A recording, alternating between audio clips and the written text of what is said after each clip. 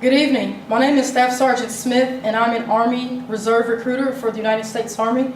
And what I'd like to talk about at this time right now are the benefits and opportunities of joining the Army Reserves, and as well what it takes so that you're able and qualified to do so. All right? I call this finding our passion. What is it that drives you to the reserves? What is it that you want the Army to give you? Okay? The agenda, what the reserves is all about. Careers in the reserves, programs, training, benefits and pay, and requirements as well to join the Army Reserves. What is the reserves all about? The reserves is a part-time job with full-time benefits. Army Reserve soldiers work 1 weekend a month and 2 weeks in the summer. We perform our jobs once a month and can attend college. Status as a federal employee of the United States government.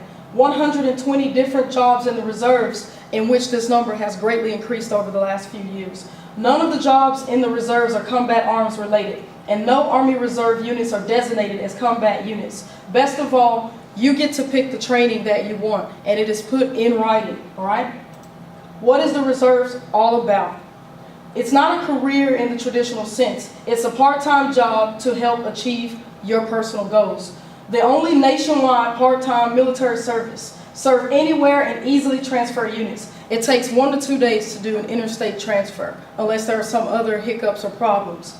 Ability to request reclassification, change jobs, after 2 years and accrue multiple MOS certifications. So in other words, you get to have more than one job if you so desire. Ability to apply for AGR program at the rank of E5. So as you become a sergeant, you're able to go full-time reserves if that's what you wanted to do. Ability to apply for direct commission into Army Reserve officer vacancies. So if you already have a degree in the field that the Army needs, we can go ahead and do a direct commission packet on you and go ahead and put you in boots in the officer ranks with that specialty. Ability to apply for Army warrant officer vacancies. With the conditional release, you can apply for active duty programs. Local careers in the Army Reserve. The most common jobs we have available in the Marysville, Bothell area, not to disclude Seattle, Tacoma, because these same units are in that area as well. 42 Alpha, 74 Delta, various 92 series, 88, 91, and 25 series, 37 Fox, and 12 Charlie.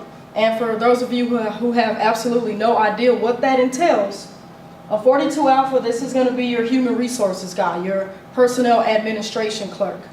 74 Delta, this is chemical biological warfare specialist. And different 92 series, 88, which is going to be your driver. 92 series falls under logistics and so forth. 25 also falls under the watercraft and logistics series.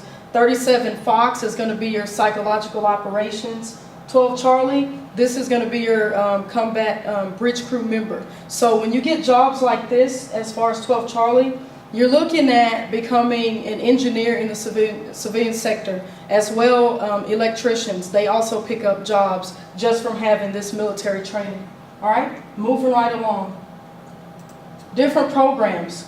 Credits are going to be earned from the Army training towards your degree and transferable credits between colleges, and we call this SOCAT. Veterans preference for hiring into government jobs, major corporations, and defense contractors.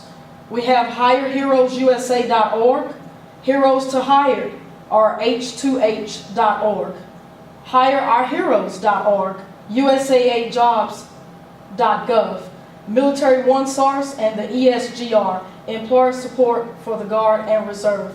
And basically what all of this is going to talk about, the Hire Heroes USA and all of that, these are going to be for the guys like you that join the reserves and you're looking for a job. As well, we have the PACE program that take care of that. Instead of you getting out looking for a job and turning in resumes here and there, you've got the Army already at work already for you just because you're a veteran, and we call this veterans preference.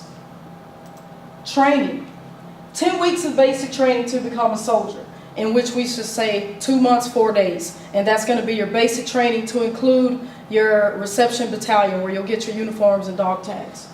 Advanced individual training, or AIT, based on the technical training you select, average of 10 weeks. Total of about 5 months away from home, and then you return. Paid full-time wages, and will earn approximately $8,500 over the 5 months in training with a few expenses. This number is usually a lot higher. What I personally like to do as a recruiter, I always pick the lowest assessment possible so that the guys can actually see that they're going to make more than the quoted number that I showed them, especially if their AIT is any longer than 3 or 4 months long. Reserve units are on 5-year ARFORGAN cycles, or what we call Army Force Generation cycles. 9 months, boots on the ground in CONUS or OCONUS location, plus additional 1 to 2 months for prep and 1 month for return, and an average of 12 months on active duty every 5 years. The cool thing about the Army Reserves that recruiters forget, the average reserve unit has what we call 3-year stabilization. So if the unit moves and goes somewhere, the unit is then frozen when these guys return. They cannot go anywhere within that 3-year increment unless there is a stop loss put down that enforces in writing that they have to do so. The only other reserve units that are going to move in that period are going to be the guys that are military intelligence, and that's because they are supporting combat arms, although they are not combat arms. That is why they will then move on deployment outside of that increment window. All right? Let's talk pay and benefits. Drill pay is double the daily rate. Base pay for 30 days times 2. 1 day of pay for 4 hours of work. 4 days of pay per 2-day drill. Standard active duty pay rates and benefits during 2 weeks training per year and mobilizations. Health insurance is free during the 5 months of training and costs $52 a month single and just over $200 a month family, and includes prescriptions. Meets new healthcare law requirements. That way you don't have to use the Obamacare plan if you already have this one in action. VA home loan guarantee, just like active duty. Pay and benefits continue. Post-exchange PX commissary privileges, tax-free shopping, and approximately 33% saving on groceries versus going to Safeway. Educational benefits. You have the Selected Reserve MGIB, Chapter 1606, $362 a month for 36 months for $13,032. Tuition assistance, $4,000 per year for 5 years, $20,000. The kicker, the Montgomery GI Bill kicker, up to $350 per month for 36 months, so $12,600. Student Loan Repayment Program, or SLRP, up to $30,000, generally not combined with other educational benefits. So in other words, either you're going to take the GI Bill or the Student Loan Repayment Program, all right? Sign-in bonus currently has been $15,000, which has since been waived, which will come back in about a year or so. Usually every year or so they take the benefits from the reserve component so that the active duty guys get a chance to get their bonus. So until then, unless you do really good on the ASVAB or you have a critical MOS that the Army absolutely needs, bonuses are not going to be available to you unless you are an alpha on the ASVAB, and then perhaps you picked an MOS like 35 Mike, Human Intelligence Collector, or 35 Fox, or something in that series, until it actually comes back. Ability to upgrade GI Bill depending on amount of active duty time served. Total compensation package.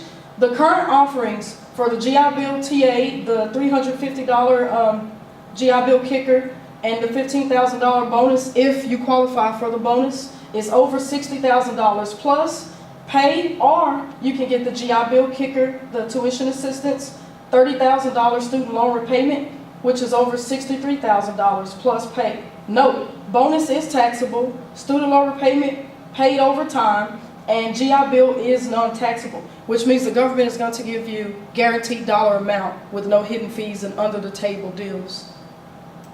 Requirements to join the reserves. You need to be 17 to 35 years of age, a U.S. citizen or possess a green card, okay? Make sure you have a green card. MAVNI considerations for non-green card holding students. Have a high school diploma. GEDs may be accepted with 22 credit hours. Meet height and weight standards, meet medical standards. No law violations other than traffic citations. Some law violations can be waived, but absolutely no felonies. So then, in summary, we've discussed here what the reserves is all about.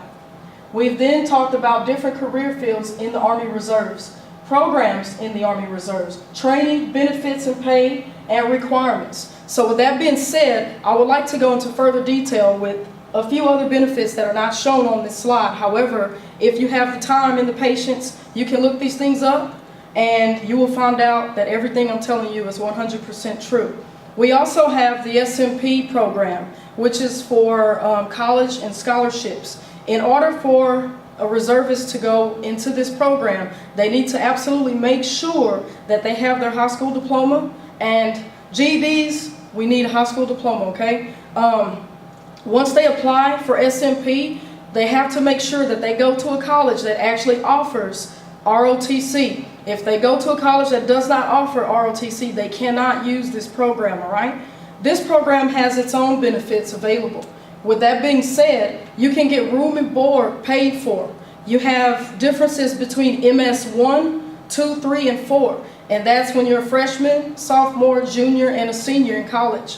Once you reach MS 4 and MS 3, this is when you're a junior and when you're a senior, and prior to that, when you're a sophomore and freshman, you're going to be MS 1 and 2. Basically, that means the Army is going to give you an additional substantial amount of money to cover your room and board, so that's going to be more money you get, plus you're going to double dip going to the reserve unit once a month, where you're also going to be getting paid for that drill weekend. And at the same time, if you got over 51 on your ASVAB, then the SMP program has their own benefits they're going to offer to you in addition to those that you already obtained from your initial contract and signing. SMP can offer up to an additional $10,000 bonus for those that qualify upon completion of OBC, which are going to be officer-related schools that have to be completed. But even so, they also offer TA. So it doesn't matter if you already have TA. If they're offering TA, then that's another benefit you'll be able to obtain. So for those that go to very expensive colleges, where the amount is very expensive per credit hour, say like medical school, then what you want to do is look at the AMED program. If you go AMED, which is Army Medical, we have dental, nurses, pretty much every medical field you can think of in the AMED program, all right? If a person is qualified for AMED, they have to take what's called an MCAT. It's a test. It's just like the ASVAB, but it's a lot more detailed, depending on their residency and their specialty field of choice. They pass this MCAT test. What happens is they will now have a full ride scholarship that will pay for their entire tuition. And I've talked to men and women whose tuition have cost more than $240,000 just to go to school. And what a lot of people aren't aware of, they think AMED is only for active duty, and that's not true. AMED is for active duty and for reserves. As a matter of fact, we have Army Reserve Specialist Corps programs and incentives. And just to say the least, this is what this program entails. Special pay. This incentive provides up to $60,000 special pay for PA, which is a physician's assistant. The soldier must serve in an Army Reserve Troop Unit, or TPU, which is basically a reserve unit, AMED Professional Medical Command, or APMC, or in the Individual Mobilization Augmentee, or the IMA program, while serving and receiving the special duty pay. Individuals may be eligible, if qualified, to participate in other Army Reserve incentive programs, which means if you already have something the Army's given you, because you're qualified to be in this specialist corps program, it does not apply. The Army's not going to recoup this and say, oh, well, you're already getting TA over here, you can't have this too. They're letting you know right here, because AMED's a whole different animal, so you're going to get both. That's the beauty of it. Special pay may not be offered currently with STRAP, S-T-R-A-P. Applicant must possess a current and valid, active, unrestricted state license to apply. The applicant may continue to reapply for special pay if AOC is in the critical wartime specialties list. Health Professional Loan Repayment Program. So AMED has their own exclusive student loan repayment program, but it's in a very more detailed, very more specific manner as follows. This program provides up to $50,000 for repayment of qualified education loans for physician assistants. For each year of satisfactory service in an Army Reserve Troop Unit program, APMC, or the Individual Mobilization Augmentee program, any DoD authorized student loan will be considered eligible for repayment. Payment is made over 3 years in increments of $20,000, $20,000, and $10,000 per year, not to exceed $50,000 a year. Applicant may be eligible, if qualified, to participate in other Army Reserve incentive programs. So it's a lot similar to the special pay benefit. Applicant may possess a current, valid, active, and unrestricted license to apply. So in other words, you can't have a license in the state of Texas or a license in the state of New York that's been revoked. It has to be an open license for your residency in order for you to do this. And we also have the Army Reserve Dental Corps programs and incentives that have the exact same specifications identified. So with that being said, I hope that you understand the AMED program also applies to Army Reserve soldiers and not just the active duty Army, all right? And what I would like to talk about at this time is a program that the Army Reserves has, which is called the ESGR, as we then discussed here in the slides. What this program is, it's called Employer Support of the Guard and the Reserves. And the reason that I'm bringing this benefit up is because a lot of things that I guess you can say deter people away from the part-time Army is if they already have a job in place that they're comfortable with and that they really like. The job may tell them, well, I'm going to fire you if you join the Army, or I'm going to let you go because you're going to annual training this year. Well, that does not apply when you put this program into motion. Basically, a service member, once you join the Army Reserves, you have every right, and the law backs you, to do your military substantial training. They do not have the right to revoke you coming back to that job, to cut your hours, or do any type of reprisal to you whatsoever because you joined a component of the Army Reserves. And there are many phone numbers as well as email available for this program that you can give to any and all of your reserve applicants and your reserve future soldiers, whereas they could take, full opportunity and advantage over such a program if they have an employer giving them these types of problems. I.e., if you run into someone who decides, well, I don't care what the ESGR has to say. This is my establishment. This is how we're going to conduct business, and that's how that's going to be. Well, that's all good and well, because if that's the case, that is why we have the PACE program. So then with guaranteed training comes the PACE. And with this, all you have to do is do good on the ASVAB. And when I say do good, I'm meaning try to shoot for 50 or above. I have seen applicants get PACE offered to them with a 45 to a 49 on the ASVAB sector. When you get the score that the government needs you to have on this test, you'll then have PACE in your contract. And when the applicant sits with the recruiter, there will be a very great amount of names that are going to show up and say, okay, bam, you're qualified for this job, this job, this job, and it'll name different businesses and corporations. The applicant will then decide, okay, I want to work for Pepsi Cola Company, or I want to work for Century 21, whichever sounds good to them, because what they're doing is looking at the test score, and if you've scanned in any transcripts for the applicant, they're also looking to see what math they took and all this good stuff, and then bam, PACE spins out and says, okay, based on your qualifications and what you've showed us you can do, these are the jobs that the Army is willing to get you a contract with once you get out of your basic NAIT training. Now granted, if your applicant already has a job they like, as I stated before, they can keep that job. But if they decide, well, maybe the Army can give me a better job than what I already have, that's when PACE kicks in. They'll have the number and all the contact information they need in their contract. And if they don't have it, MEPS will maintain a copy for at least 2 to 4 years. They'll have a copy on file before they destroy that record. However, once they get the point of contact information, it is their responsibility, not yours at this point, to call the number and go to the scheduled interview, which has already been set in place for them to go and knock out.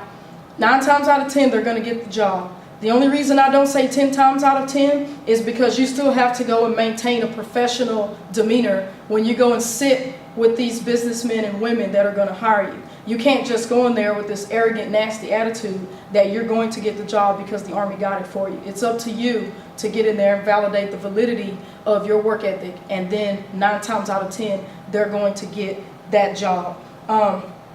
We also offer small business loans, which a lot of people fail to mention. They always talk about the GI Bill. We have small business loans available up to $500,000, and for those that take advantage of that, the same qualifications apply as when you first got in, with the only exception, you can't have any federal debt So like if you owe on student loans, for example, and they're like 3 years past due and things of that nature, you've got like 5 repossessed houses and 7 repossessed cars, they're going to say, okay, we're going to have to work on your credit score just a little bit, and then you'll be able to redeem the benefits of this. If you do not want to use the small business loan, then we have the Army Advantage Fund, where you can get up to $40,000 to buy a home or to, start a small business. And it has a lot less details as versus the small business loans, all right? And one of the last things that I would like to discuss are all the different ways you can serve in the reserves if you're just worried about doing your one weekend thing a month. Here are all the other advantages that you can take advantage of. Army Guard Reserve, or AGR. You can serve on active duty to support the Army Reserve missions. We have also Individual Mobilization Augmentee, or we call it the IMA.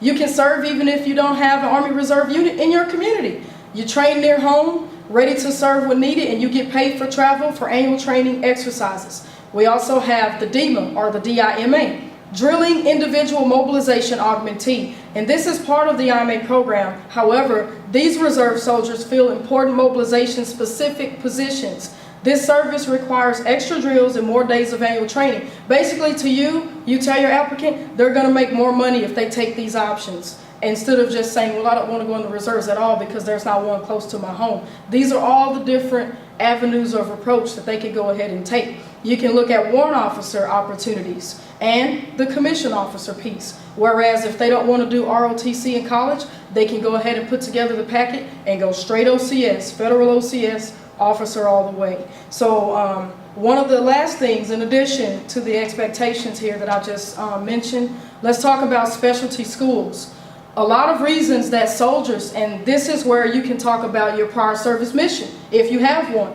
I know the command will say, hey, we need prior service DMDC as well. Go to these reserve units and talk to these guys about specialty schools that we offer. As well, if you get some active duty or prior service guy from the Navy or from any branch of the sister services, and now they want to come in the Army Reserves, what if they want to go drill sergeant or specialty schools like that?